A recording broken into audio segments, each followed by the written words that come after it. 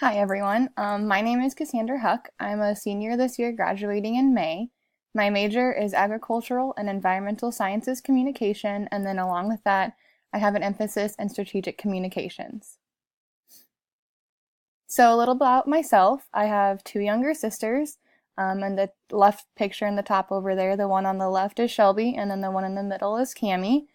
Shelby's a freshman here at UNL, and Cammie is a freshman in high school.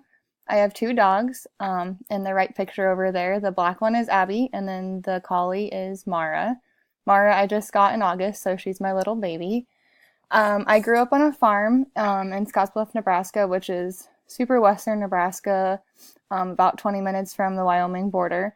So that's where I hope to return after I graduate in May. So why am I taking this course? It's a required option for one of my strategic communications emphasis courses. I want to become a more proactive leader. I like to be a leader, but I want to learn more about how I can be proactive and be a better leader. And then I want to learn skills that I will use in my future career as I come upon graduation in May. So the most interesting concept that I learned from this week's reading was from The New Science of Building Great Teams.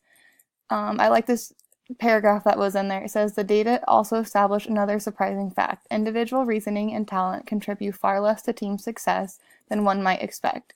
The best way to build a great team is not to select individuals for their smarts or accomplishments, but to learn how they communicate and to shape and guide the team so that it follows the successful communication patterns. And I really like that because I think so often that we just want the smartest person or the most accomplished on our team so we can get a good grade and get it done, but really it depends on how well we can all communicate together and get things done effectively.